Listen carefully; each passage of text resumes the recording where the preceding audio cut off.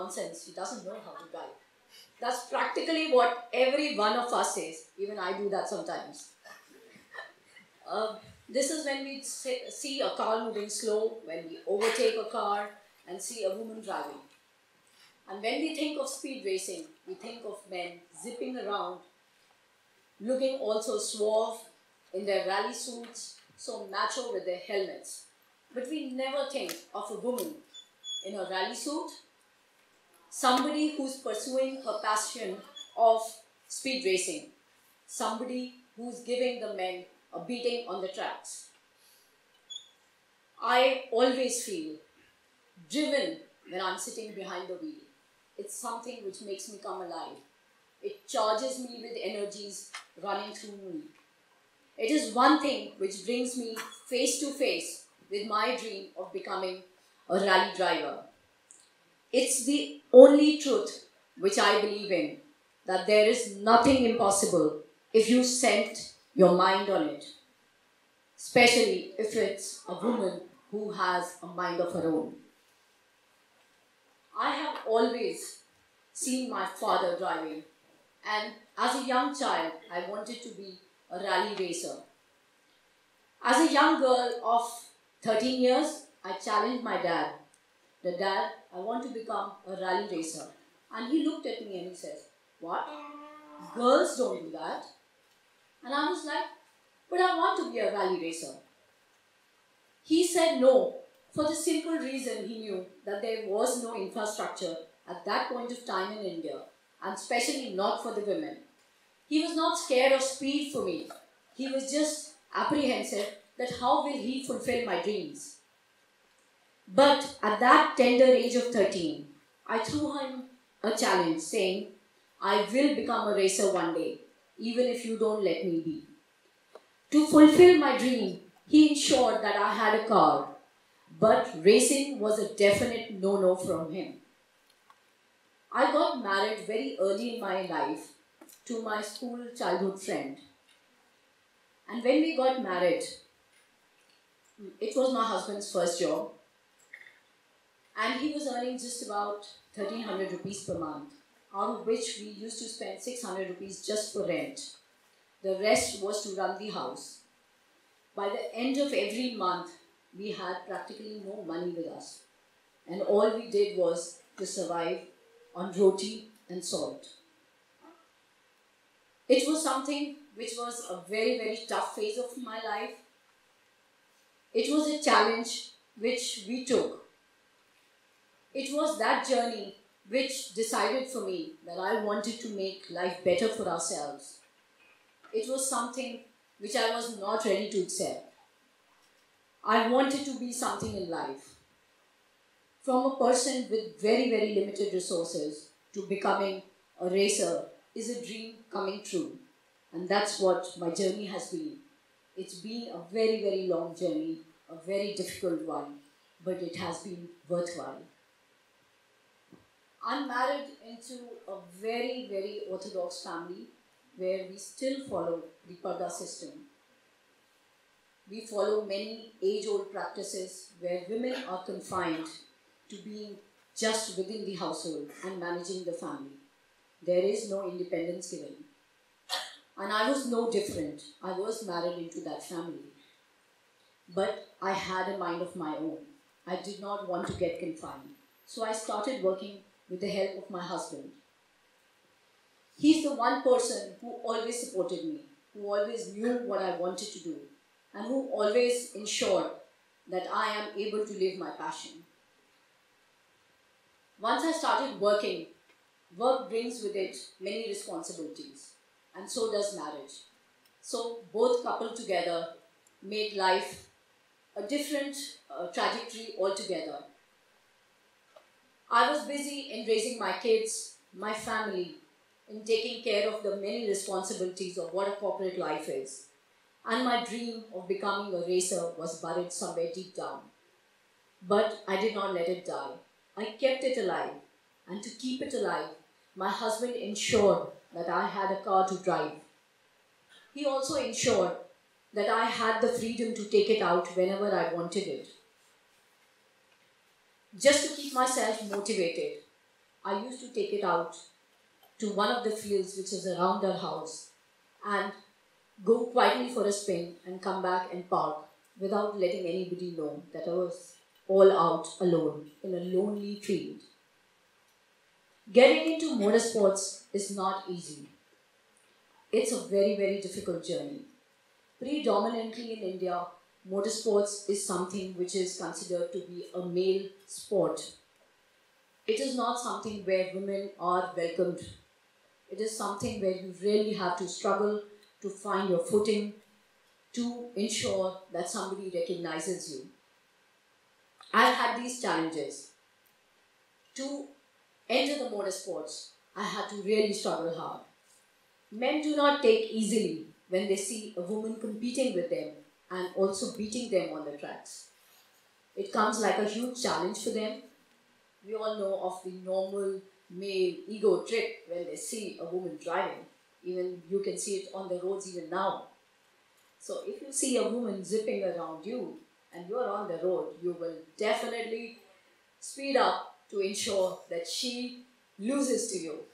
So that was what the case was with me, even on the tracks. So when I started beating them on the tracks, the men did not like it at all. A lot of them made fun of me.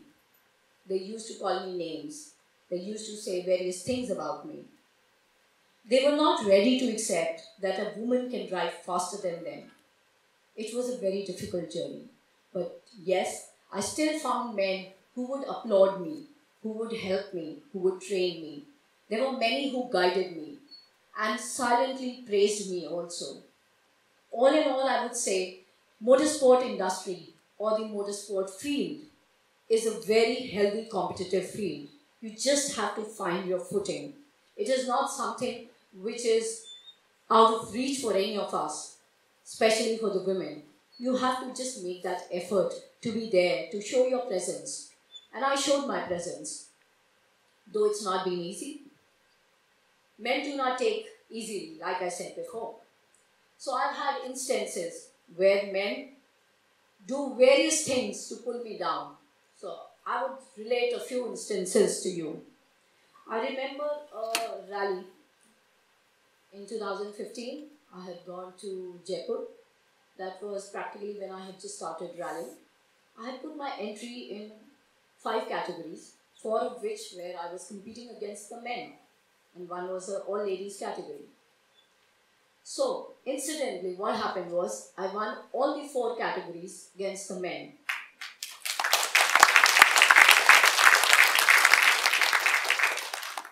And lo and behold, it became a huge ego trip for the men there.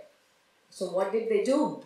They wrote protests against me on flimsy grounds, trying to pull me down and so that they do not stand on the 2nd position on the podium.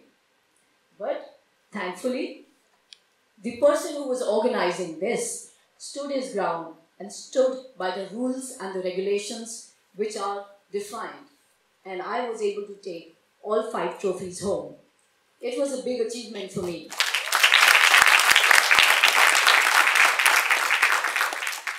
It just went on to make me more stronger in my resolve to be in that sport where it is male dominated. And on another incident I would relate to you.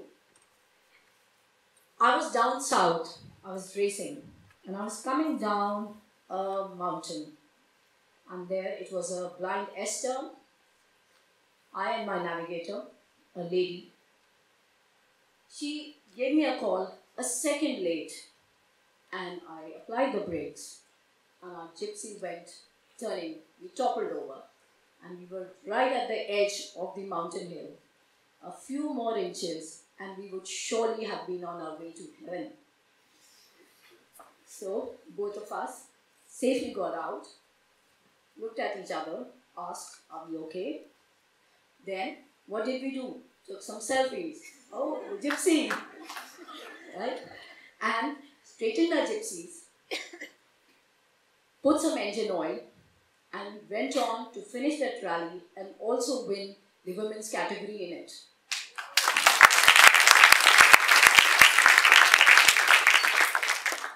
There are many instances. There are times when I have to face sabotage. There are times when men, because of the very fear that I might beat them, one of the times they cut the pipe of the fuel tank. We have an auxiliary tank, an extra fuel tank, which is there in our vehicles when we rally. So that pipe was cut so that I run out of fuel during the rally. And I practically finished that rally on fumes. And my car stopped just when I was about to cross the finish line. Thankfully, I did cross it. There were times when the timing of my car is tampered with, which generally the mechanics are taking care of the car. Because I face a huge challenge of standing with the mechanics to get my car repaired or prepared for a rally. Not because I can't, but for the simple reason, standing for long hours in a workshop, the mechanics think I'm a loose character, that I am available. So it puts me at a back foot because I really don't know what they're doing with my car and how they're preparing and how well built it is. So the timing of my car is tampered and I am not able to perform. It cuts down your speed. So when you want to actually push it, there is no way to do it. There are other instances where you face a lot of backlash from the male counterparts, but still it's a journey worth living. It's a journey which I have taken and I have wanted to do it always. My challenge of being a speed racer to my dad has come face to face with me. And my dad is the proudest person today when he sees me winning.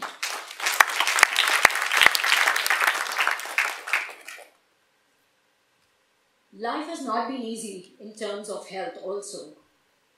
I've had 2 back surgeries. One was in 2006 and one was in 2014 when I had just started rallying.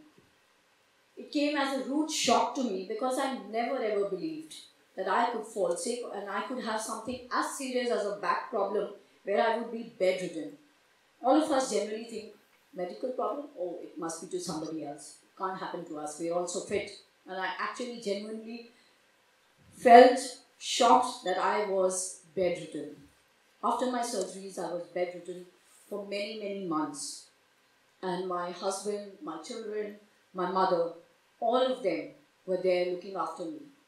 And I was helpless, even to get up or to stand. My husband used to pick me up like a log and make me stand straight. And then he used to rub my back so that I get some sensation in my back and I'm able to move. Even to turn to my side, I needed help. So my kids used to push me like this so that I can turn to my side, otherwise you get bed sores. So it was a huge challenge. And I was not ready to live my life on the bed as a crippled, helpless person. I wanted to race, I wanted to fly.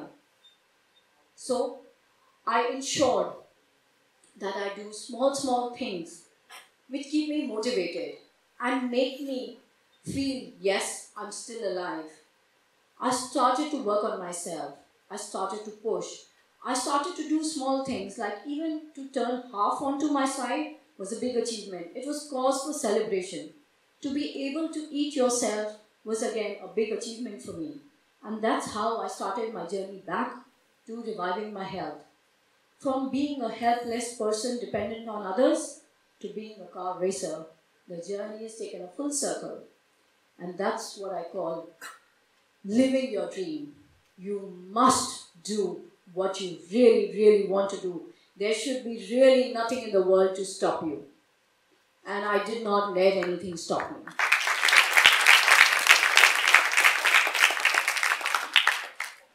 There have been times when I have had to fight with organizers to put a ladies category so that more women can come into it. More women want to race, but due to lack of opportunities, they take a back step.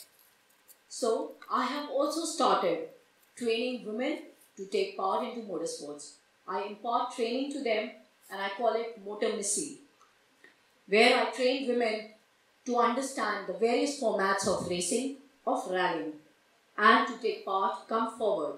I am building a team of women where more and more are coming in and they can explore their passion of what racing is. Racing is not only about men, it is also about women. We are getting empowered and we should take it to the next level. At the end, I would just want to say, believe in yourself. Believe in your power to live your dream. Believe what you want to do. There is only one life. Live it well. Opportunity does not knock every time. When it knocks, grab it with both your hands. And the last thing which I want to say is Robert Frost's famous few lines, and I have miles to go before I sleep. Miles to go before I sleep. There's a song which I want you to listen to that's like a thought of mine, which I think is also my story. Thank you.